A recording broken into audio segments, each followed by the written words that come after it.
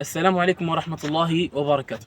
مع اقتراب فصل الصيف تزداد مخاطر حرائق الغابة بشكل كبير، وغالبا ما تكون تصرفاتنا غير المسؤولة هي السبب الرئيسي وراء ذلك. إشعال النار في أماكن غير مخصصة، إلقاء أعقاب السجائر المشتعلة، وترك الزجاجات والمواد القابلة للاشتعال في الغابات يمكن أن يتسبب في كوارث بيئية خطيرة. حتى الحرائق المتعمدة للأغراض الشخصية تؤدي إلى تدمير مساحات شاسعة من الغابات التي تعتبر رئة كوكبنا. وللحد من هذه الحرائق علينا جميعا زيادة الوعي بمخاطر هذه التصرفات، فلنعمل معا على تعزيز التشريعات وتطبيقها بصرامة.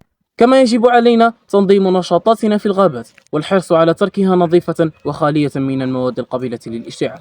حماية غاباتنا ليست مسؤولية الحكومة وحدها، بل هي مسؤولية كل فرد فينا. دعونا نكون جزءا من الحل ونساهم في حماية بيئتنا من خلال التصرفات اليومية. معا يمكننا الحفاظ على غاباتنا وضمان مستقبل أكثر أمانا وصحة للأجيال القادمة. والسلام عليكم ورحمة الله.